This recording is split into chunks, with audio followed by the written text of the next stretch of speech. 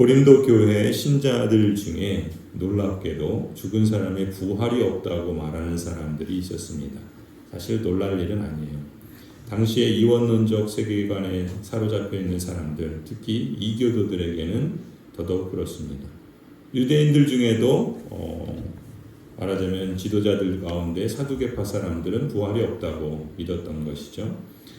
그렇게 본다면 이제 예수 그리스도를 믿고 신앙을 가졌지만 여전히 구습이 남아있고 또 그들의 그 사고방식에서 변화가 없는 그러한 삶의 상태에서는 부활을 믿을 수 없었고 또 받아들이지 않았고 또 자신들의 그 생각을 고수했던 것이죠. 그래서 사도 바울은 고린도 교회에 이렇게 편지합니다. 12절에 그리스도께서 죽은 사람들 가운데서 살아나셨다고 우리가 전파하는데 어찌하여 여러분 가운데 더러는 죽은 사람의 부활이 없다고 말합니까? 부활이 없다고 생각하는 사람들의 주장은 여러 가지죠. 기절했다. 그리고 죽은 줄 알고 돌무덤 속에 갖다 넣었는데 3일 만에 의식을 찾고 회복했다. 이런 주장도 있고 또 예수님의 제자들이 무덤에서 시체를 도적질해서 감추었다가 부활했다고 거짓 선전을 유포한 것이다. 이런 주장도 있고 또 예수님이 부활을 너무 많이 생각하고 갈망해서 제자들이 헛것을 보고 부활했다고 이렇게 황당한 주장을 하는 것이다 라고 말하기도 하고 또 부활은 영향력을 통해서 불멸한다. 다시 말해서 진짜 부활이 있는 게 아니고 예수님이 생전에 가르치셨던 그 정신, 그 교훈, 그걸 이어받아서 죽어서도 그 영향력이 많은 사람들에게 남아있는 것을 부활이라고 말한다.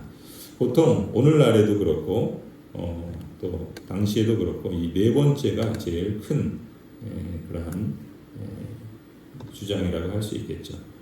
진짜 부활이 있는 건 아니고 그 영향력이 남아있어서 조상의 그 영향력이 지금도 작동하고 있으니까 사실상 살아있는 거 아니냐 이렇게 말하는 것이죠. 어떤 주장을 피더라도 예수 그리스도의 부활이 없다고 말한다면 그것은 참으로 기독교 복음은 더 이상 복음이 아니다라고 말할 수 있겠죠. 예수님이 부활하고 승천하신 후 불과 한 세대도 지나기 전에 이런 부활에 대한 불신 받아들이지 않는 일들은 이미 있었고 심지어 고린도 교회 안에서도 신자들이라고 하는데 부활을 믿지 않은 사람들이 더러 있었다라는 점이죠. 정말 이들의 주장처럼 그리스도의 부활이 없다면 어떤 결과와 어떤 결론에 이르게 되는가? 복음은 전혀 복된 소식이 될 수 없다라는 것이 이 사도 바울의 강조죠. 14절에 보면은 그리스도께서 살아나지 않으셨다면 우리의 선포도 헛되고 여러분의 믿음도 헛될 것이다. 17절에 그리스도께서 살아나지 않으셨다면 여러분의 믿음은 헛된 것이 되고 여러분은 아직도 죄 가운데 있을 것이다. 그리고 그리스도 안에서 잠든 사람들도 멸망했을 것이다. 그리스도 안에서 우리가 바라는 것이 이 세상에만 해당되는 것이라면 그야말로 믿는 사람들은 모든 사람들 가운데 가장 불쌍한 사람일 것이다.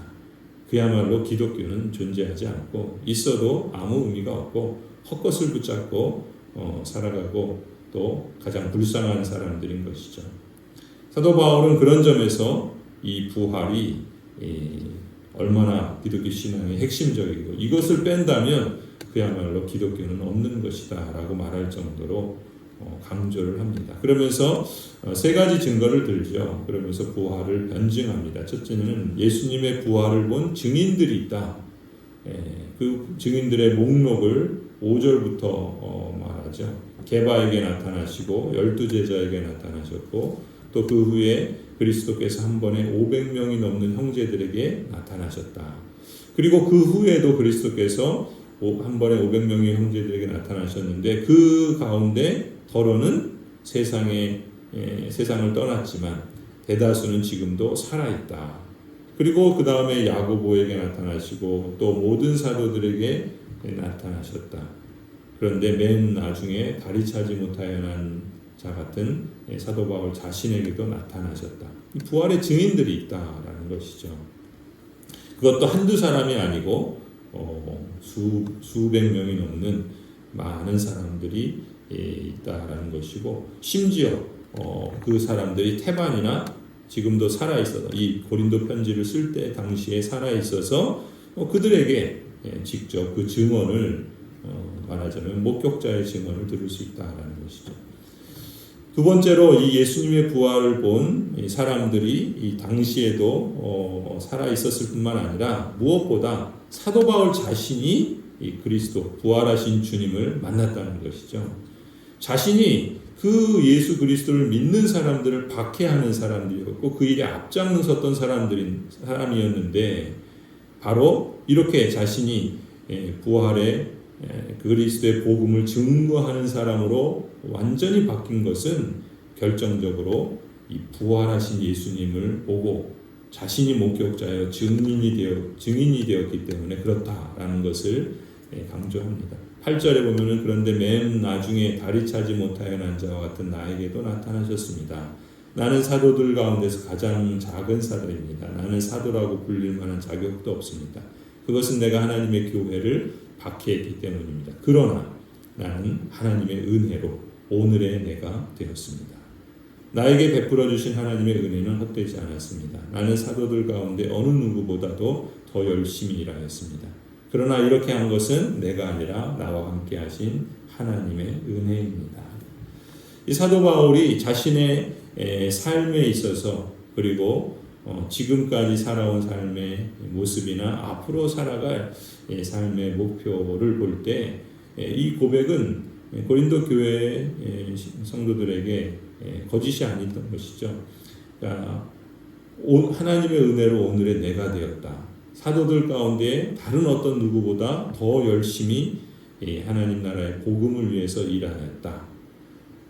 그것은 바로 예수 그리스도의 부활하신 그분을 직접 목격했기 때문이다라는 것이죠.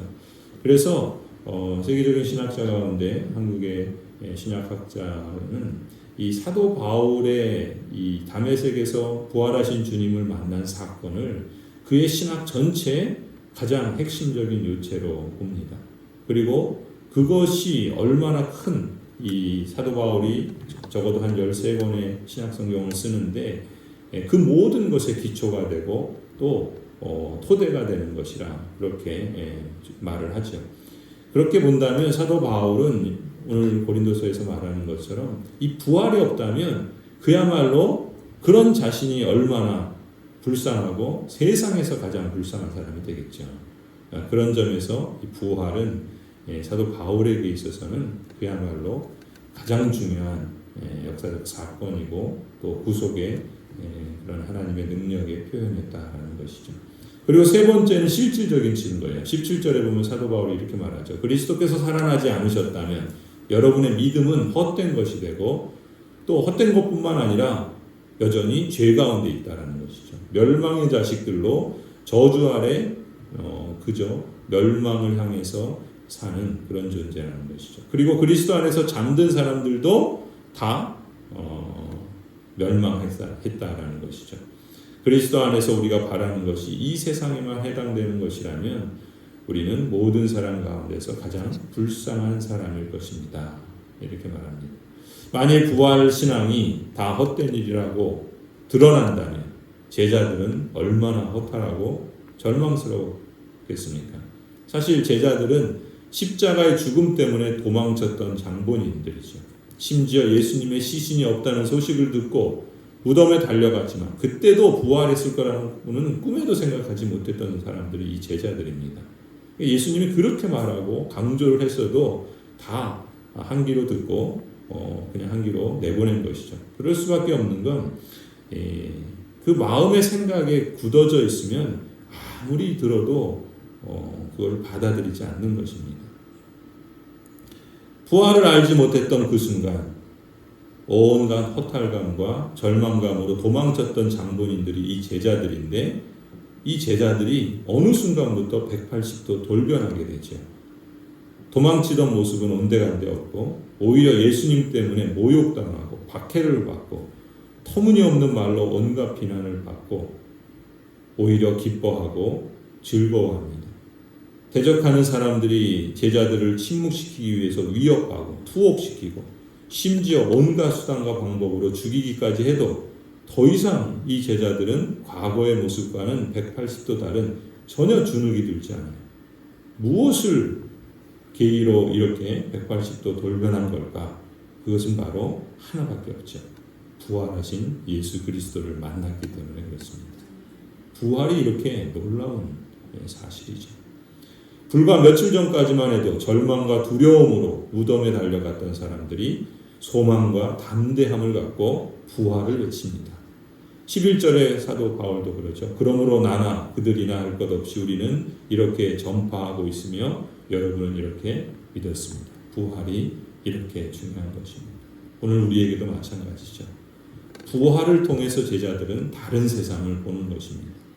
믿음으로 보이지 않는 세상을 보는데 그걸 가능케 하고 또 그것의 근거가 되는 것은 바로 예수 그리스도의 부활이죠. 이제까지 보지 못했던 하나님의 세상, 이 세상의 편안함이나 성공이나 부나 그 어떤 것도 이걸 추구하는 사람들에게는 보이지 않는 다른 세상, 영원한 생명과 더 소중한 하나님 나라의 가치를 추구하는 정말 하나님 나라를 보게 된 것입니다. 자신의 인생을 걸어볼 만한 가치가 있는 나라죠. 땀을 흘리고 섬기고 희생하고 때로는 손해를 봐도 무시를 당해도 애매한 고난을 당할지라도 그걸 감수하고 참고 인내하고 오히려 기쁨과 감사함으로 당당하게 삶을 살아갈 수 있게 하시는 그 하나님, 그리고 그 하나님의 나라. 내 시간을 바치고 내 물질을 드리고 내 몸과 마음을 헌신해도 후회가 없는 나라, 부활을 통해 우리에게 허락하신 하나님의 나라죠. 우리는 다른 세상, 다른 나라의 가치, 그리고 그 나라로 인한 기쁨과 소망을 소유하고 그렇게 그걸 바라보고 또 그 안에서 지금 살아가고 있는 것입니다. 부활이 그걸 우리에게 가능케 하는 것이죠. 모든 사람이 다 두려워하는 죽음의 권세, 죽음은 끝이다. 그러니 살아있을 때 잘 살아야 되고 어떻게 해서든지 누리며 살아야 된다. 이것은 부활에 대한 신앙이 없거나 약하거나 그런 것이죠. 그런데 그 죽음의 권세를 이기신 예수 그리스도, 그리스도의 부활은 십자가에서 죽기 전까지 예수님께서 하신 모든 말씀이 정말 진리다라는 것을 입증하신 것이에요. 고린도전서 15장 20절에 그러나 이제 그리스도께서는 죽은 사람들 가운데서 살아나셔서 잠든 사람들의 첫 열매가 되셨도다 라고 하는 이 부활 신앙, 이 부활 생명. 성도 여러분, 여러분도 이 부활 신앙을 소유하고 또 그러한 신앙을 소유한 사람이란 사실만큼 벅찬 감격이 없으리라고 봅니다. 사망 권세를 이기신 예수 그리스도처럼 예수 그리스도를 믿은 우리의 몸도 우리의 영혼과 함께 다시 부활하게 될 것을 믿습니다. 부활을 믿는 것이 그런 점에서 이 세상의 무엇과도 비교할 수 없는 선물이고 자랑이고 우리의 삶을 당당하게 그러나 겸손하게 살아가게 하시는 자부심의 근거라 믿습니다. 저와 여러분 모두에게 부활의 기쁨이 삶을 살아가는 이유가 되시길 바랍니다.